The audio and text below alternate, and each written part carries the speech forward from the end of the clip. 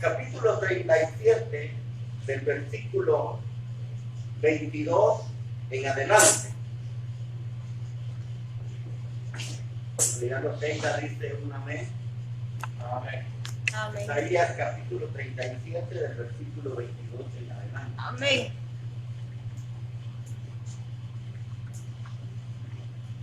Estas son las palabras que dijo el Señor acerca del rey de Asiria. La ciudad de Sión, como una muchacha, se ríe de ti, Sennacherib. Jerusalén mueve burlonamente la cabeza cuando tú te retiras. ¿A quién has ofendido e insultado? ¿Contra quién alzaste la voz y levantaste los ojos altaneramente? Contra el Santo, el Dios de Israel. Por medio de tus funcionarios insultaste al Señor y dijiste: con mis innumerables carros de guerra subiré a las cumbres de los montes, a lo más empinado del Líbano. Cortaré sus cedros más altos, sus pinos más bellos. Alzaré sus cumbres más altas y los bosques que parecen jardines. En tierra extraña cavé pozos y bebí de esa agua. Y con la planta de mis pies sequé todos los ríos de Egipto. Pero no sabías que yo, el Señor, soy quien ha dispuesto todas estas cosas. Desde tiempos antiguos lo había planeado y ahora lo he realizado. Por eso tú destruyes ciudades fortificadas y las conviertes en montones de ruinas. Tus habitantes impotentes, llenos de miedo y vergüenza, han sido como hierba del campo, como pasto verde, como hierba que crece en los tejados y que es quemada por el viento del este. Yo conozco todos tus movimientos y todas tus acciones. Yo sé que te has enfurecido contra mí y conozco tu furia y tu arrogancia. Voy a ponerte una argolla en la nariz y freno en la boca, y te haré volver por el camino por donde venís. Amén. Dejemos hasta ahí la palabra del Señor. Puede sentar.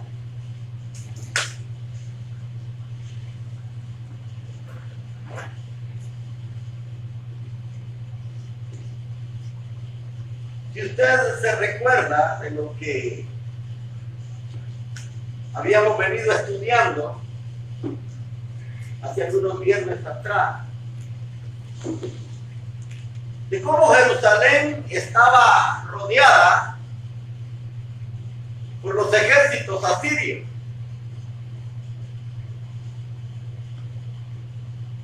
El rey de Asiria había mandado amenazas a través de sus comandantes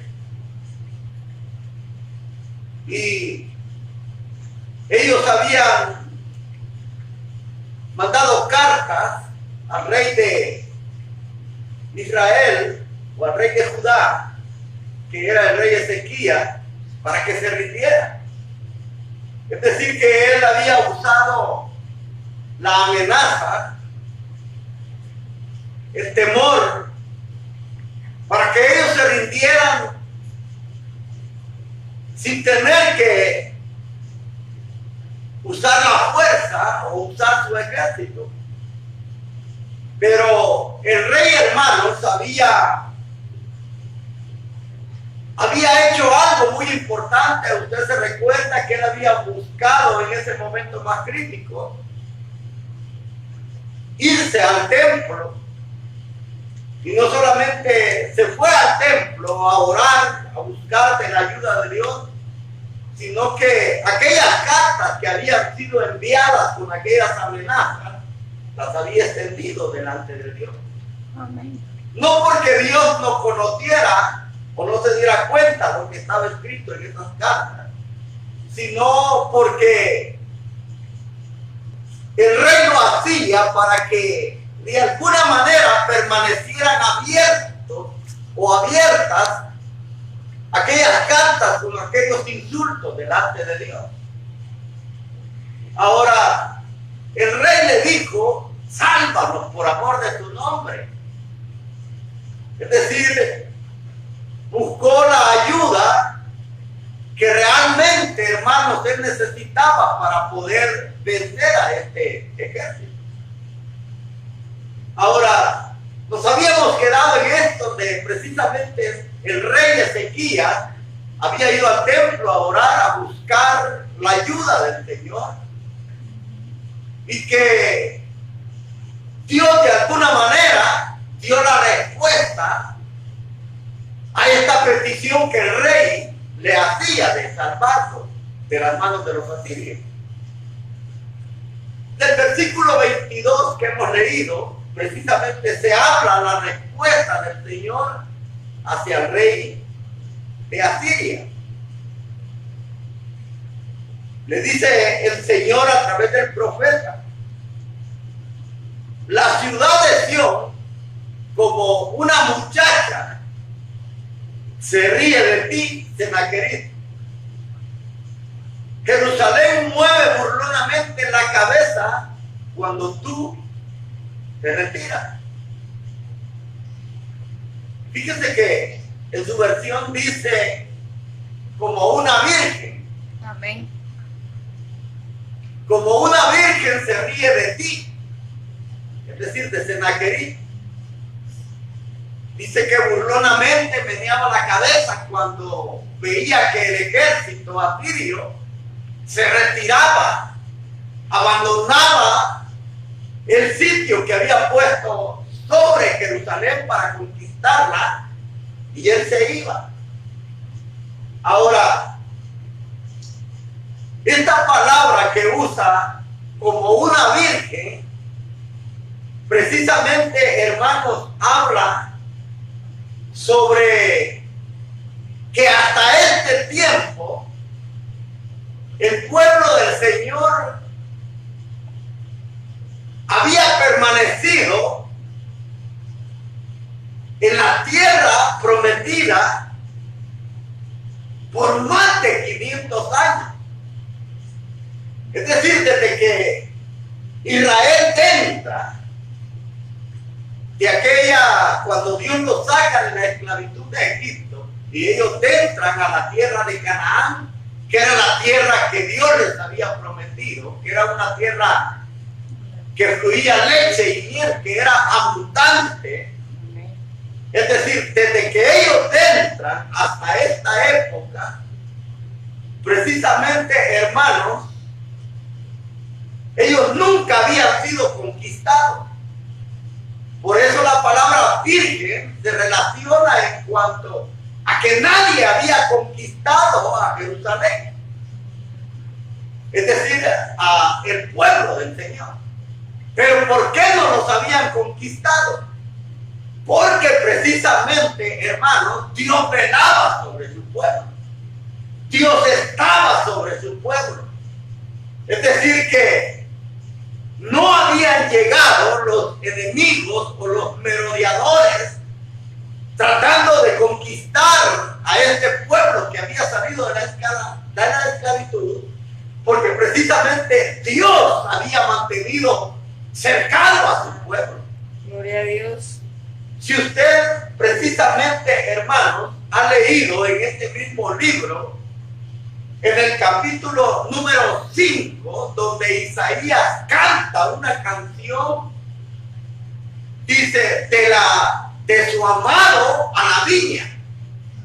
Es decir, en esa canción del capítulo 5, Isaías, de una manera poética, entona una canción diciendo que su amado, refiriéndose al Señor, tenía una viña. Dice, él había preparado la mejor tierra. Es decir, habla de la mejor tierra porque precisamente ya estaban en la tierra de Canaán. Ahora, dice de que había preparado la tierra. Dice también que él había hecho todo lo necesario para que esta viña, que era Judá, pudiera dar frutos agradables. Pero dice de que cuando él dice fue a buscar fruto, después de que había preparado la tierra, sembró en esa tierra, dice, de la mejor cepa que había. Dice que él, además de haber preparado la tierra, dice que había edificado una torre. Amén. Había también hecho un lagar donde se iba a extraer el vino. Pero cuando dice que comenzó a dar fruto, el fruto no fue dulce, sino que fue agrio. Entonces, Isaías en ese capítulo dice, habitantes de Jerusalén y de Judá, dice, ¿quién fue el que falló? ¿Fue Dios o fueron ustedes? Porque mi amado, dice, hizo todo lo necesario para que esta viña, que era el pueblo de Israel, diera fruto, pero no lo hizo. Entonces, como el fruto no fue el que Dios esperaba, sino que fue un fruto agrio, es decir, desobediencia, idolatría, es decir, todo eso, hermanos, habla de que cuando los frutos que ellos comenzaron a dar, que era desobediencia, idolatría y rebeldía para con Dios, el mismo profeta en ese capítulo 5 dice que Dios dice, le voy a quitar todo lo que yo he hecho para que sea pisoteada. Y lo primero dice, voy a quitar sus muros. Oiga bien. Es decir, cuando habla de que a esa viña que es Judá le va a quitar los muros, se está hablando que ya no va a tener la protección de Dios. Cuando dice, ya no voy a enviar lluvia. La lluvia, hermano, era lo que hacía producir la tierra. Y eso hablaba precisamente de las bendiciones que Dios derramaba del cielo sobre su pueblo. Ahora, cuando el Señor quita todo eso, dice, voy a quitar todos los muros para que entren los animales, así se expresa él, de las naciones gentiles, para que entren y la pisoteen, porque precisamente, dice él, no ha habido el fruto que yo esperaba. Ahora, por eso es que dice acá en este capítulo 37, que precisamente dice, este pueblo era como una virgen. Ahora, nadie la había conquistado. Nadie había puesto la mano sobre ella, porque precisamente Dios estaba velando todo el tiempo sobre su pueblo. Por eso es que no la habían conquistado, por eso es que los enemigos se habían mantenido al margen, porque la ayuda de Dios era total, es decir, que Dios no permitía que los enemigos se acercaran hasta ver que esta viña, o sea, que su pueblo diera buenos frutos. Ahora, por eso dice que como una virgen, dice, se burla. Fíjese bien. Ahora, recuerden, hermanos, que los asirios fueron una de las grandes potencias que quisieron conquistar a Israel mientras estuvieron en la tierra prometida. Dios no permitió. Pero, hermanos, el proceso de Dios para con su pueblo seguía. Y la otra nación que se iba a levantar después de los asirios los iba a conquistar. Es decir, los babilonios. Es decir, hermanos, que Dios estaba todavía ayudando a su pueblo a pesar de la desobediencia, a pesar de que ellos eran idólatras, a pesar de que ellos mostraban rebeldía para con Dios, Dios todavía estaba protegiéndolos, porque precisamente, hermanos, Dios esperaba que su pueblo cambiara de actitud. Y por eso dice acá, dice que esta ciudad de Sión se ríe de Sennacherib, es decir, como burlándose, porque ellos no hicieron nada para conquistarla, es decir, ni tampoco Judá peleó para tratar de que ellos huyeran, sino que todo esto lo hizo Dios. Él hizo que ellos huyeran para que no conquistaran Jerusalén. Dice acá, Jerusalén se mueve burlonamente la cabeza cuando tú te retiras. Esta actitud, hermano, es una actitud que se da cuando precisamente no se ha logrado el objetivo. Entonces, de esa manera, y yo creo que es algo que muchas veces nosotros en nuestro tiempo también conocemos. Hay gente que para burlarse menea la cabeza, saca la lengua, o sea, haciéndole burla a la otra persona de no haber logrado el objetivo. Y eso es lo que hacía Jerusalén. Es decir, ellos se burlaban, ahora, pero no porque ellos hubieran hecho algo, sino porque Dios, en su misericordia, todavía estaba protegiendo a su pueblo. Pero llegaría el momento, hermanos, en que Dios los abandonaría. Y llegarían las naciones y los llevarían cautivos. Versículo 23 dice: ¿a quién has ofendido e insultado? ¿Contra quién alzaste la voz y levantaste los ojos altaneramente? Contra el Dios Santo de Israel. Es decir, el querer conquistar a Jerusalén, hermano, era ofender a Dios. ¿Por qué? Porque precisamente, hermano, Jerusalén o el pueblo de Israel precisamente era el pueblo amado por Dios. Y una de las cosas que quería el rey de Asiria, Sennacherib, era humillar al pueblo de Dios. Eso es lo que ellos querían, humillarlo. Ahora, Dios no iba a permitir que todavía lo humillaran, porque Dios estaba esperando que su pueblo cambiara. Por eso es que Dios le ayuda en este momento. Y Dios le dice: ¿a quién has ofendido? ¿Contra quién alzaste tu voz? ¿Levantaste los ojos altaneramente? Contra el Santo, el Dios de Israel. Es decir, hermanos, que al querer tocar al pueblo de Dios, estaba queriendo tocar a Dios mismo. Amén. Es decir, por eso Dios no permitió que ellos fueran conquistados. Y el versículo 24, mire, le dice: por medio de tu funcionar insultaste al Señor y dijiste. Aquí viene la soberbia que este rey estaba mostrando. Mire lo que dijo el rey: con mis innumerables carros de guerra. Fíjese que llama la atención, y solo le voy a hacer mención de algunas cosas. Fíjese lo que dice: con mis innumerables carros subiré a lo más empinado, cortaré, alzaré sus cumbres.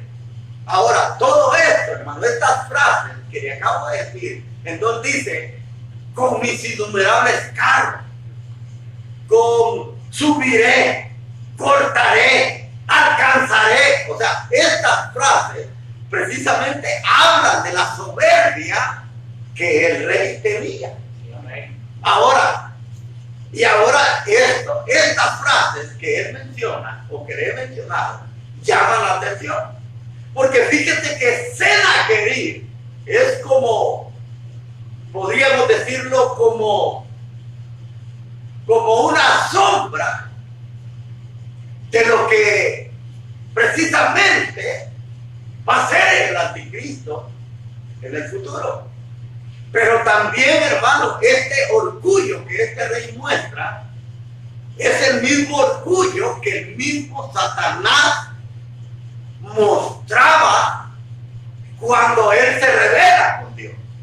Yo no sé si te ha leído Isaías 14, creo que ya lo leí. Amén. En Isaías 14, cuando el Señor habla del lucero de la mañana, Él dice, ¿cómo caíste del cielo? Decías en tu corazón, dice el profeta, subiré. Así decía, subiré, pondré mi trono a la altura del de Dios. Estaré gobernando sobre las estrellas. Es decir, las mismas frases que este rey Sennacherib estaba diciendo eran precisamente como las palabras que el mismo Satanás había dicho cuando él se había rebelado en contra de Dios. Ahora, uno se puede dar cuenta, hermano, que al usar esta frase, él estaba usando soberbia, él estaba mostrando orgullo de todo lo que él era. Ahora, todo esto que él había hecho, cuando dice aquí que él va a subir a las cumbres de los montes, a lo empinado del Líbano, dice que va a cortar cedros de los más altos, pinos de los más bellos, dice que alcanzará las cumbres más altas, sus bosques. Es decir, está hablando precisamente, hermano, que aquellos reinos que precisamente el rey de Asiria había conquistado. Eso precisamente cuando menciona el Líbano, los montes, los cerros, los pinos, está hablando, hermano, de personajes con gran autoridad en aquellos tiempos que él había conquistado y los había hecho cautivos.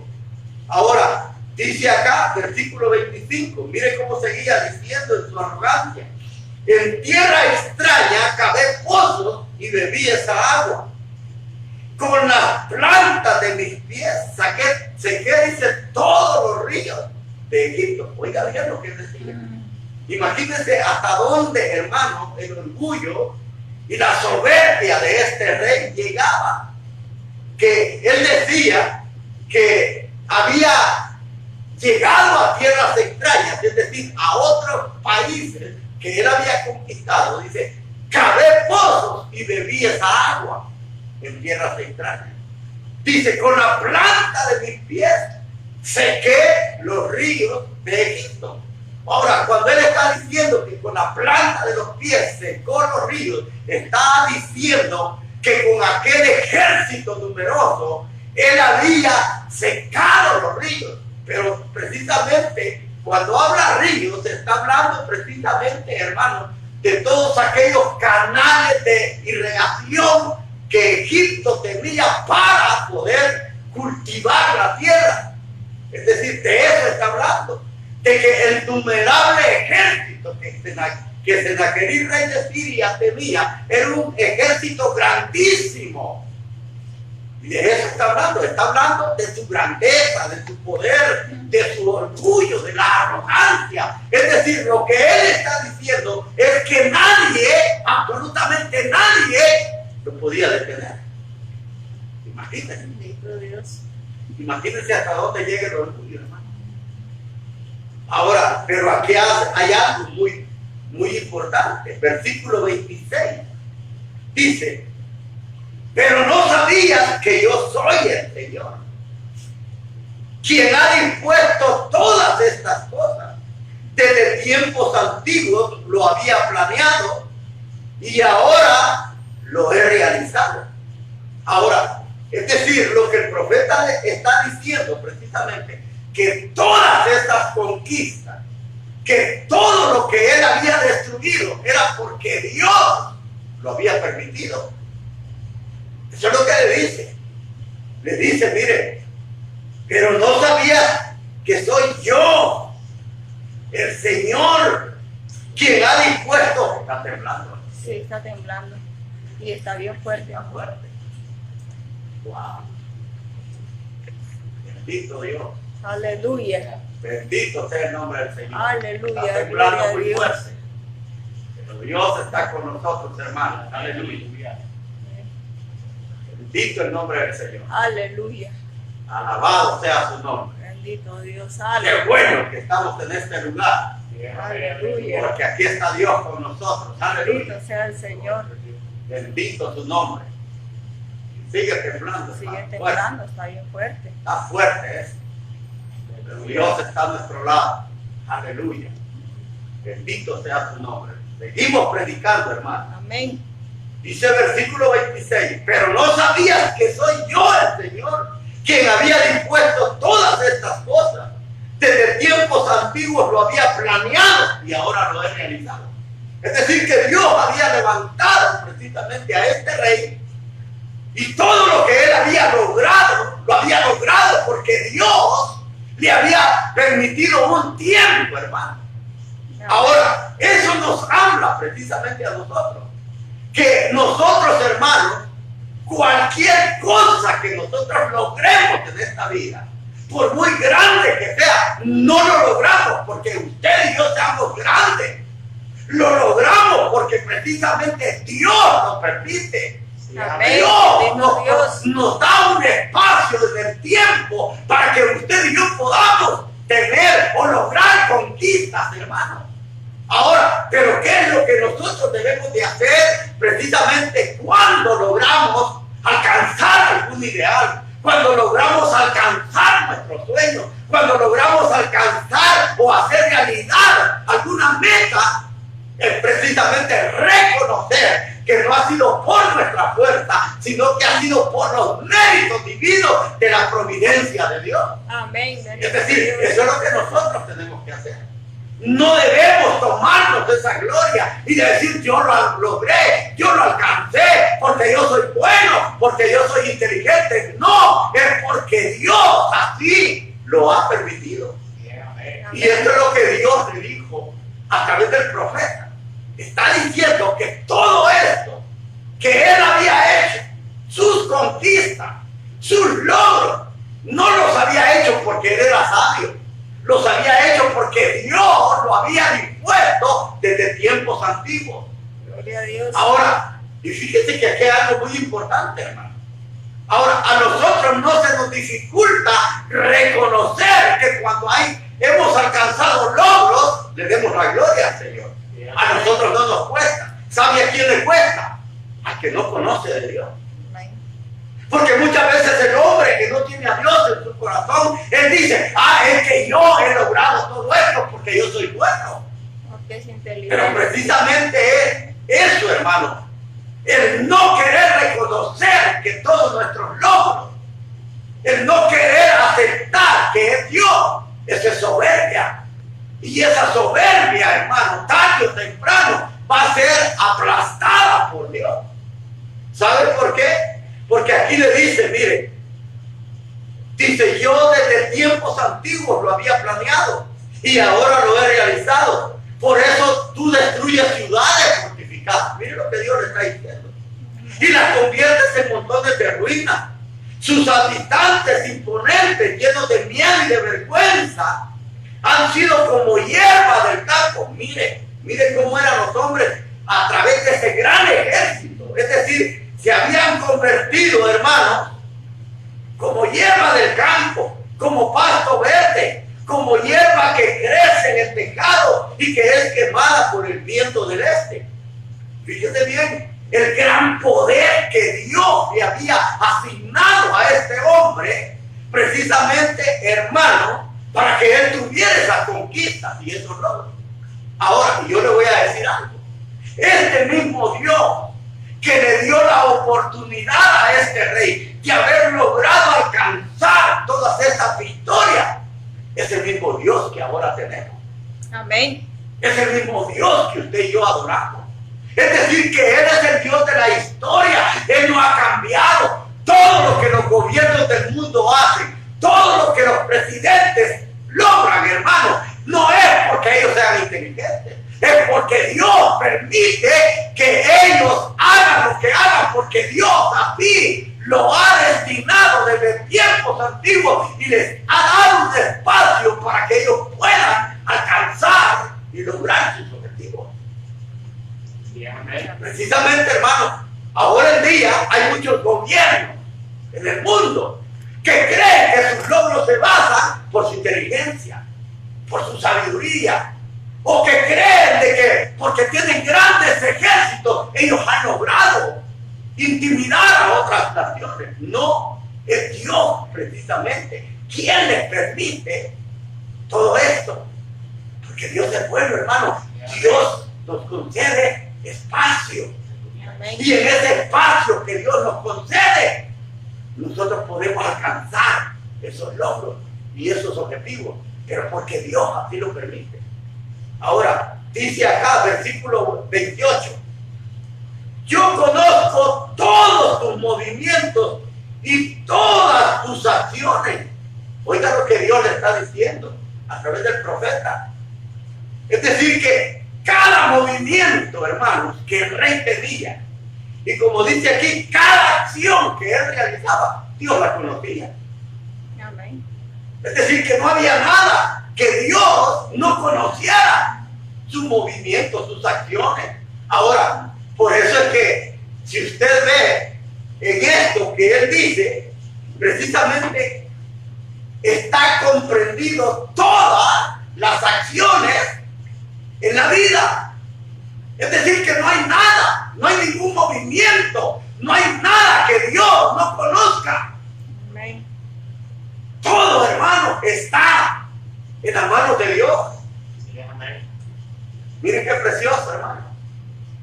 Es decir, nada ocurre en la vida humana sin que Dios no lo conozca. Dios le dice a través del profeta, yo conozco tus movimientos, conozco tus acciones. Fíjense qué precioso. Amén. Y a veces el hombre, el finito hombre, muchas veces realiza acciones que a veces dice, me voy a esconder para que no me vean. Como que si Dios no conociese todos nuestros movimientos y nuestras acciones. Por eso es que el salmista David en el Salmo 139, él dice, tú me has examinado y me has conocido. Conoces mi sentarme y conoces mi levantarme. Desde lejos, dice, no está mi palabra, la palabra en mí cuando tú ya la conoces toda. Conoces todas mis andadas, dice. Es decir, Dios conoce todo, hermano. No hay nada que sea oculto a los ojos de Dios. Y bendita la misericordia, hermano, porque nadie puede esconderse de ese Dios poderoso. Gloria a Dios. O sea, eso es lo más hermoso, hermano. Por eso es que nosotros, hermanos, siempre que nos acerquemos a Dios, si hemos fallado, si hemos hecho algo, hermano, confesémoslo, porque Dios nos conoce todo. Dios conoce cada acción nuestra. Dios nos conoce. Por eso en el Evangelio de Juan dice que lo mismo son las tinieblas que la luz. Es decir, para Dios no hay oscuridad. Para Dios no hay nada que se pueda ocultar. Todo Dios lo conoce. Por muy oscuro o por mucha oscuridad que haya, todo Dios lo ve como que si estuviera de día. Por eso, hermano, nosotros debemos de saber que si Dios dice aquí de este hombre que Él conoce cada movimiento en su vida y cada acción que Él realiza, ahora no conocerá lo que nosotros hacemos. ¿Ah? No lo conocerá, porque hay muchos cristianos que se esconden. Hay mucha gente que se oculta. Y eso es lo que pasa.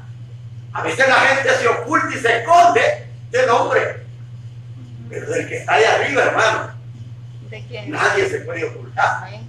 Dice la palabra de Dios que delante de Él todas las cosas están Al descubierto. desnudas. delante de aquel que vamos a dar cuenta. Y Dios le está diciendo aquí, yo conozco tus movimientos y todas tus acciones. Mire, yo sé que te has enfurecido contra mí. Oye lo que le está diciendo. Ahora, fíjese que hay personas, hermanos, que se enojan con Dios. Hay personas que se enojan con Dios. Y le voy a decir algo. A veces quieren disimular sus enojos. Pero Dios conoce. Dice que Dios conocía cómo este rey se había enfurecido en contra del Señor. Amén. Ahora, y todo lo que él había logrado había sido por Dios. Y estaba molesto. Estaba airado con Dios. Porque así son las personas. Y le digo algo.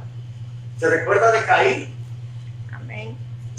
Fíjese que cuando Caín llegó delante de Dios y le llevó la ofrenda, fíjese que a veces uno se pone a pensar, porque recuérdese que este ambiente en el que estaba Abel y Caín era un ambiente de adoración. Porque el que ellos llevaran ofrenda estaban adorando a Dios. Oiga bien. Ahora, pero ¿cómo iba a caer? ¿Cómo iba a caer? Estaba adorando enojado. Y se enojó porque Dios dice que vio con agrado la ofrenda de Caín. No es porque la ofrenda de Abel fuera mejor. No es porque la ofrenda de Abel fuera mejor. Es decir, la actitud con la que Caín había llegado a la presencia de Dios era mala. Y así hay mucha gente, hermano. Hay mucha gente que cuando se presentan delante de Dios llegan con una actitud bastante mala, molesto, enojado. Y así está. Este rey estaba furioso con Dios. Ahora, al ver uno todo eso, hermano, uno dice, ¿cómo es posible que el ser humano, cómo es posible que el hombre hecho de polvo se enoje con el Dios Todopoderoso, con el que ha creado todo, Con el que nos hizo a nosotros. con el que nos ha hecho? Imagínense. Y aún así el hombre estaba enojado con Dios, estaba furioso. Ahora, y esto, hermano, es algo que se da en la vida de muchas personas. ¿Se recuerda a Jonás? Jonás en el capítulo 4 Amén. dice que él llegó a Nínive y el Señor le dice, ¿estás molesto? Fíjese que así dice esta versión, así dice, ¿estás enojado, Jonás? Le dice el Señor a Jonás. ¿Y sabe cómo describe el enojo de Jonás aquí? En esta versión dice, estoy muy furioso contigo. Imagínense. Imagínense Jonás enojado con Dios. Es como que uno quiera retar a Dios. Imagínense quién va a salir perdiendo. Estoy muy rabioso contigo. Es decir, ese es el comportamiento de Dios. Ahora, y este rey estaba muy enojado con el Señor. Versículo 29 dice, yo conozco tu furia. Oiga lo que el Señor le está diciendo, y tu arrogancia. Oiga lo que el Señor le está diciendo, yo conozco. Es decir, por mucho que el hombre disimule que no se enoja con Dios o que se molesta con Dios, Dios lo sabe todo. Amén. Conocía su arrogancia. Usted sabe que hay personas, hermanos, que disimulan su orgullo, la arrogancia que ellos tienen, la disimulan. Pero Dios conoce todo eso. Es decir, son acciones, hermanos, que muchas veces se pueden disipar delante de las personas, se pueden ocultar, pero que Dios las conoce. Dios conoce todo eso. Conoce cuando estamos molestos, conoce cuando estamos orgullosos por algo. Entonces, Dios conoce todas esas precisamente actitudes humanas que son las que afectan la vida del hombre. Y oiga bien lo que dice aquí, versículo 29. Y como conozco tu furia y tu arrogancia, dice, voy a ponerte una argolla en la nariz y un freno en la boca. Y te haré volver por el camino donde venís.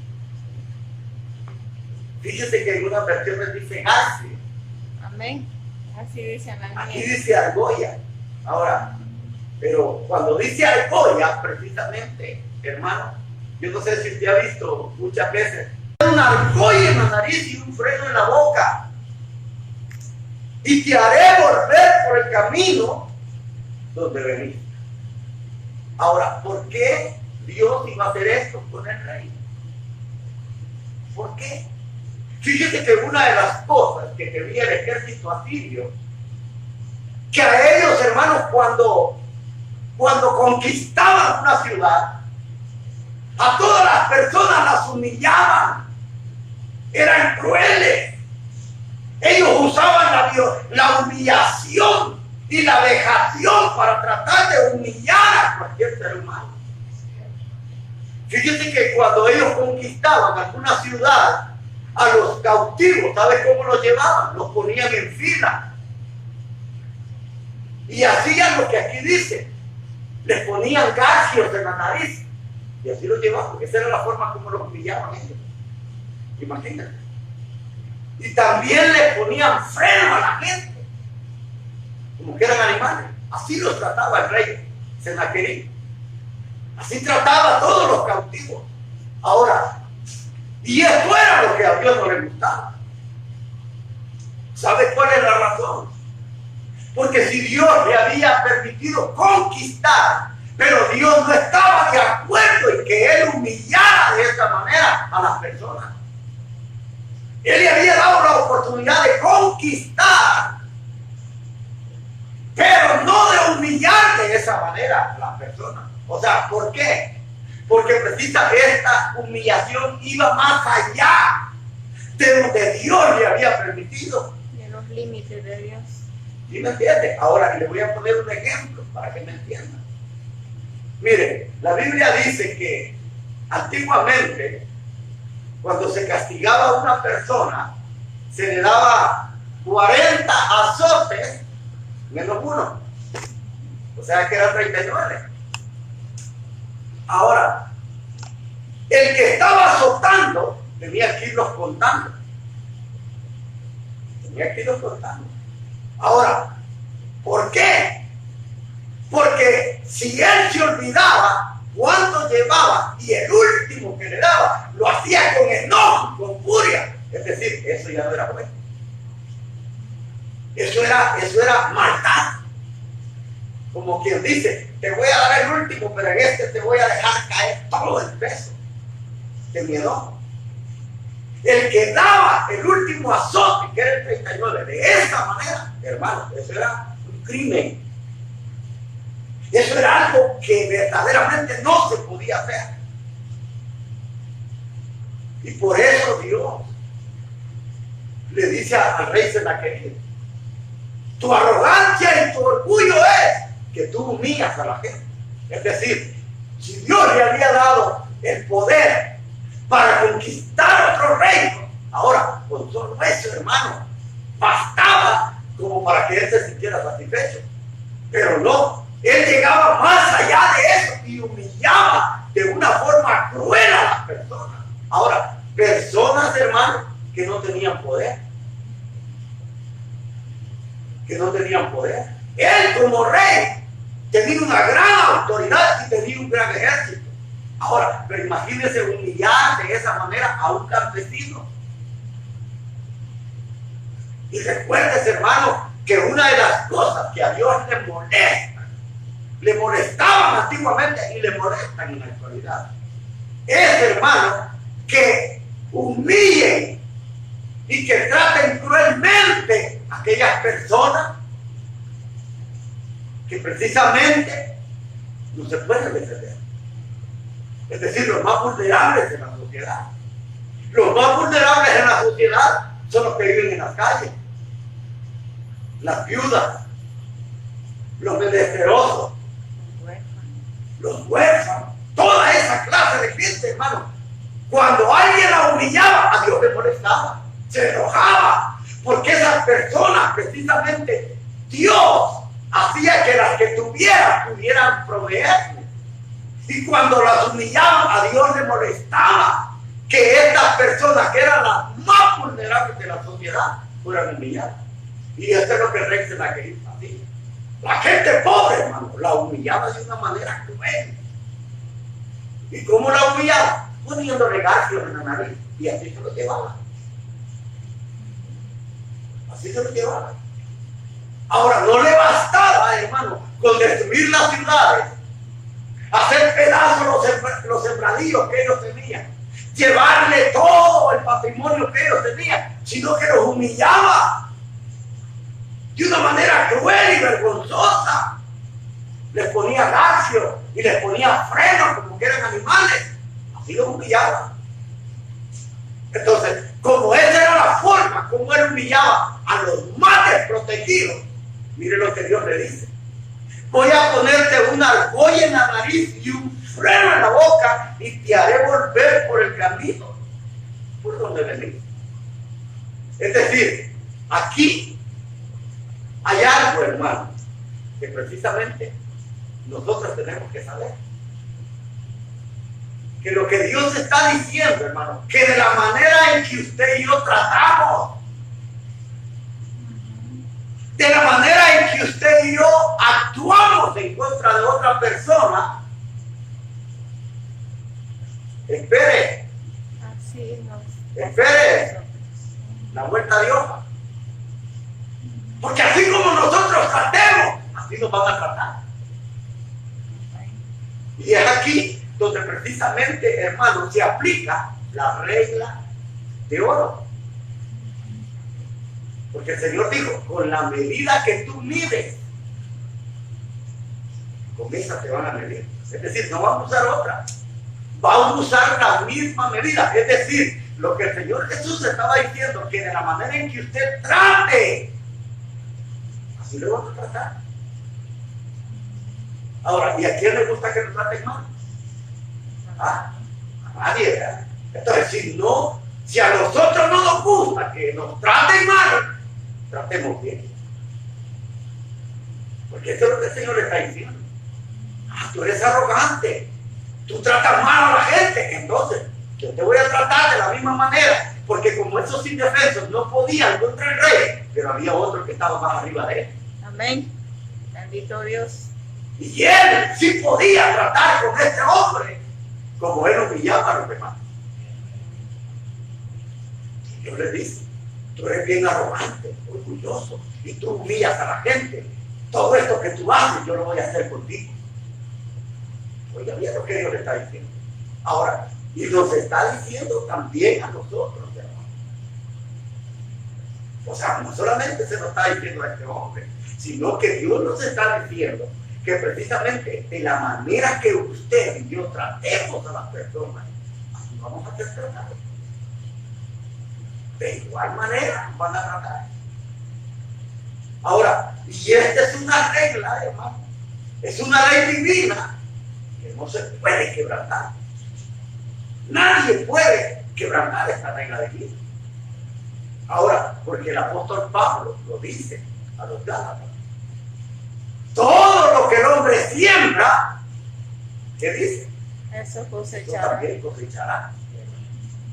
Y le voy a poner un ejemplo. ¿Se recuerda de Jacob? Jacob, cuando llegó a robarle la primogenitura a su hermano Isaac, su padre era ciego, no veía. Dice que ya sus ojos se habían oscurecido. Y cuando él llegó, se vistió como Esaú.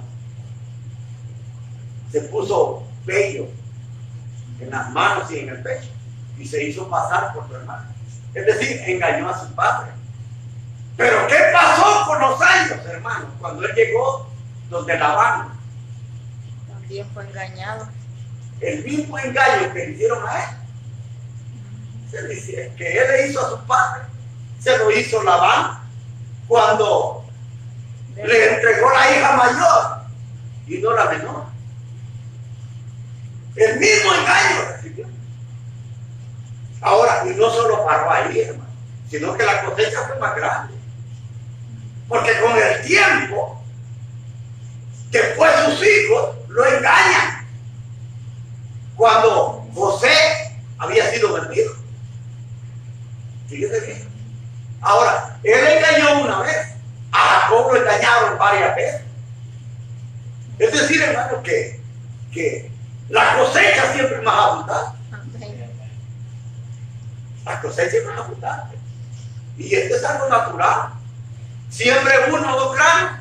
¿Cuántos cosechan? Una mazorca, ¿verdad? O sea, que cosecha más grande de lo que ha sembrado. Y esta es la ley de la siembra y la cosecha. Es decir, si nosotros hacemos una cosa, a nosotros la cosecha nos tenemos abundante. Por eso el Señor le está diciendo a este hombre: así como tú has tratado con arrogancia y orgullo y vejación a los más humildes, de esa misma manera, no va a ser un hombre, voy a ser yo quien te va a tratar de esa manera. Es decir, hermano, que esto nos deja un mensaje, y un mensaje bastante fuerte a nosotros. Porque muchas veces, hermano, nosotros queremos tratar mal a la gente. Y pensamos que cuando humillamos a alguien, ahí paró todo. No. Tarde o temprano, lo que nosotros hemos hecho, vamos a pagar.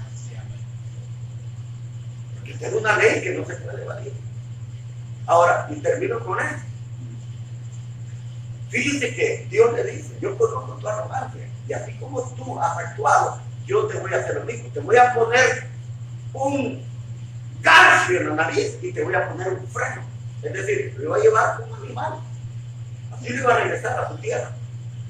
Fíjese que en el libro de Jueces, en el capítulo 1, del versículo 1 en adelante, al 7, se narra la historia cuando ya Josué había muerto.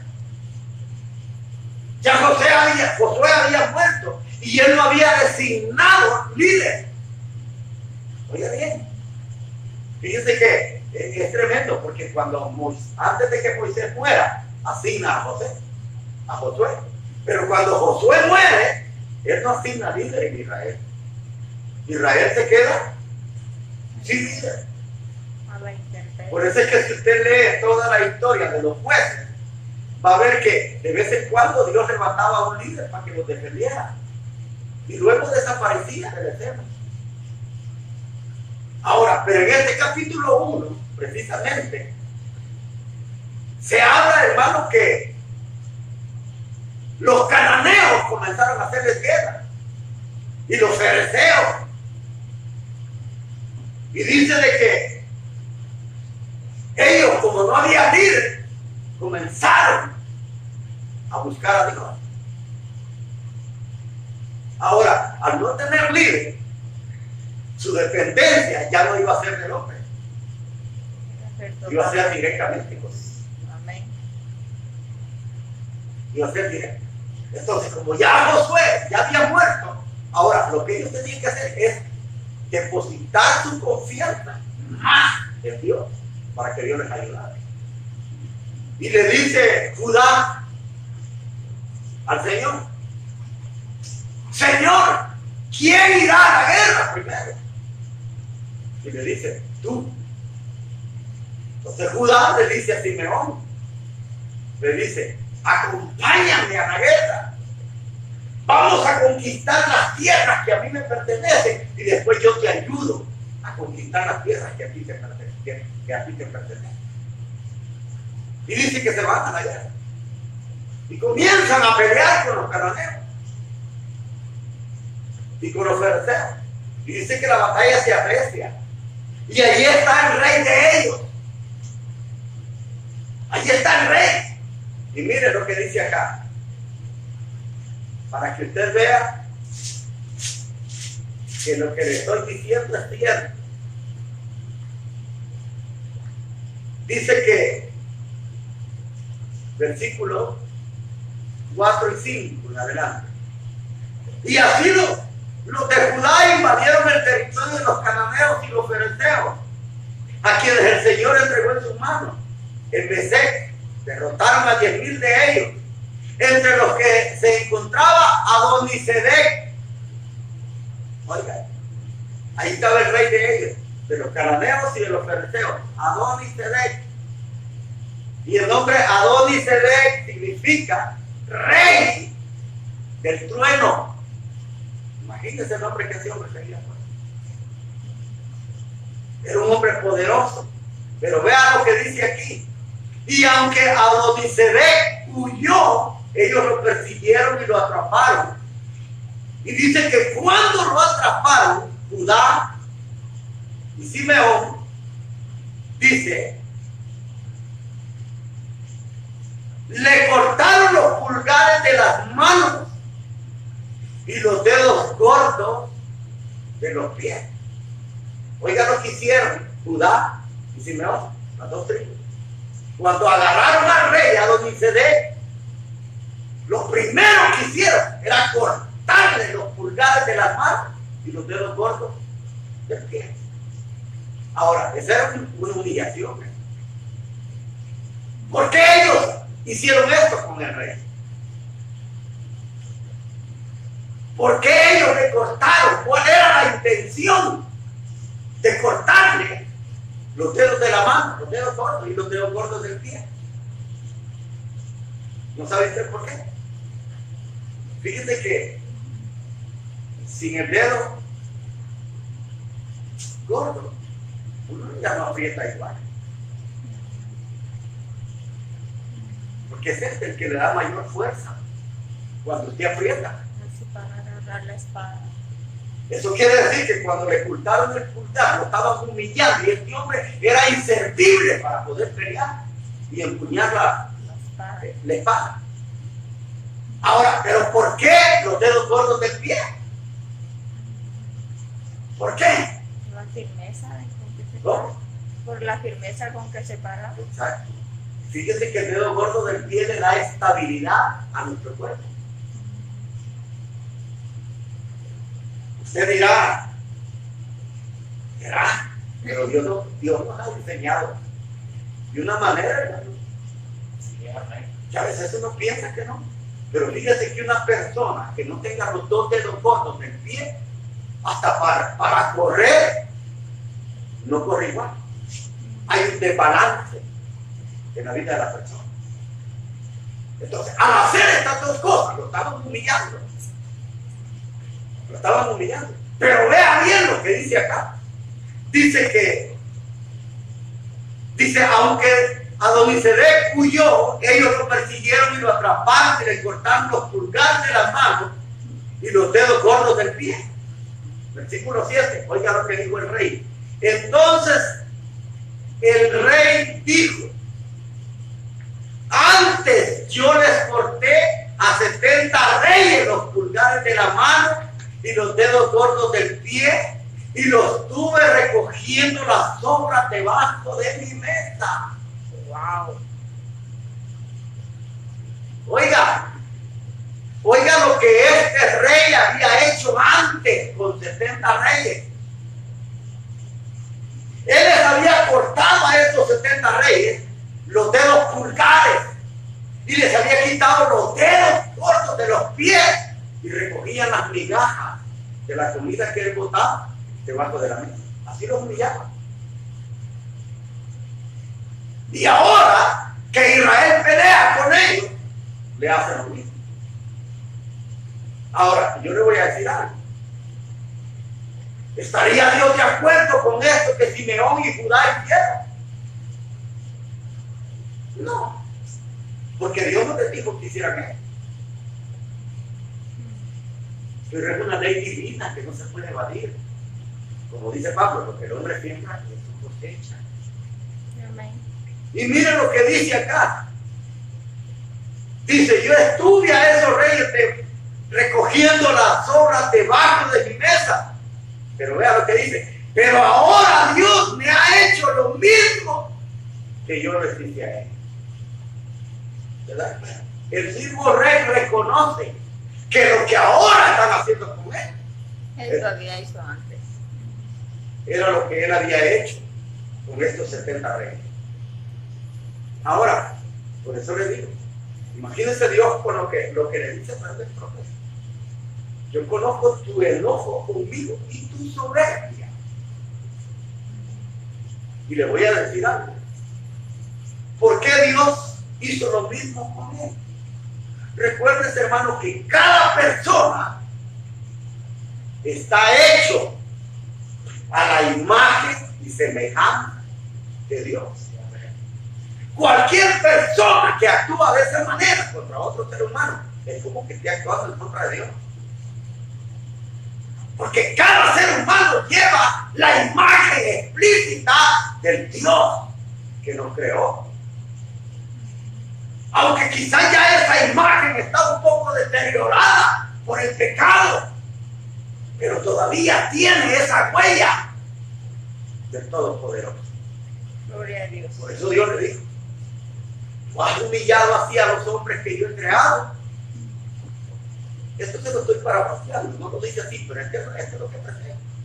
Tú has humillado a cada ser humano, hecho a mi imagen y mi semejanza, yo te voy a hacer lo mismo. Y eso es lo que pasa. Así como Adonisedec hizo con 70 reyes, ahora a él le estaban haciendo lo mismo. Por eso debemos de tener mucho cuidado. Porque todo lo que nosotros hacemos, hermano, a la vuelta de la esquina está la recompensa. Y este es un mensaje, no solamente para los cristianos, sino para aquellos amigos que nos van a ver o que van a ver este mensaje. Es decir, esta ley de lo que Dios dice que iba a hacer con este rey de Asiria, esta es una regla que se aplica a todos aquellos que no obedecen a Dios. Es una regla que yo conozco. Por eso debemos de tener cuidado. Porque Dios nos habla a tiempo y fuera de tiempo. Para que nosotros, hermanos, no digamos que no nos avisaron. Y como dice un dicho popular en nuestro tiempo, en guerra cantada, No mata soldados. no hay muertos, no se mata soldado. Es decir, que Dios nos habla, hermano, anticipadamente. Porque si usted quiere que lo traten bien, si yo quiero que me traten bien, tratemos bien a la gente. Cierra tus ojos, vamos a orar, vamos a darle gracias a Dios. Porque a pesar de que nos sacudió ese terremoto bien fuerte, Aquí estamos. estábamos adorando a Dios Bendito Dios, en su aleluya. grandeza y en su misericordia. Así que le démosle gracias al Señor, porque todo, hermano, hasta esto que está pasando, de estos grandes temblores, Dios tiene control de ellos. Nada escapa de la voluntad de Dios. Cierra tus ojos, Padre nuestro que estás en los cielos. Gracias te damos, Señor, por tu bondad y tu misericordia. Gracias por la oportunidad que nos has dado de poder adorarte, Señor. Gracias porque pudimos sentir, Padre, esa sacudida fuerte, pero sabemos que Dios está con nosotros. Que si algo sucede en nuestra vida, Padre, nos vamos contigo glorificándote y alabándote. Gracias porque, Señor amado, qué bueno fuera que cuando tú vinieras, Padre, nos encontraras aquí de esta manera también. Para que podamos ir glorificando tu nombre. Por eso te damos gracias esta noche. Gracias por tu bondad. Gracias por cada hermano de los que estuvieron aquí.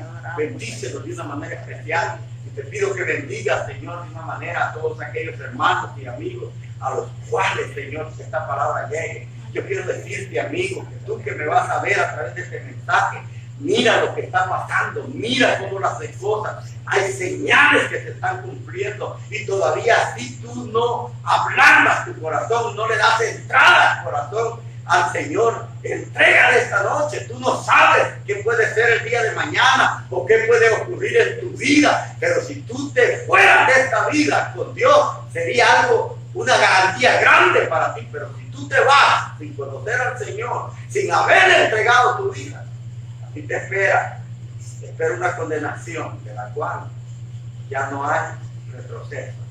Por eso esta noche yo te hago la invitación, amado amigo, tú que vas a ver este mensaje, a donde quiera que tú te encuentres, yo te digo, entrégale tu vida a Cristo, porque si algún día el Señor te encuentra o la muerte llega a tu vida y tú no estás preparado, tu alma se pierde. Por eso, si tú quieres entregarle tu vida a Cristo esta noche, puedes hacerlo, puedes hacer una oración ahí donde estás y comenzar a buscar una iglesia a donde se pueda predicar la palabra del Señor. Por eso te decimos que esta noche, si tú quieres hacerlo, hazlo. Y puedes dejárnoslo saber a través de un mensaje para seguir orando por ti. Padre, gracias te damos esta noche. Yo te pido que nos lleves con tu paz y con tu bendición hacia nuestros hogares. Gracias, Señor. Bendito tu nombre para siempre.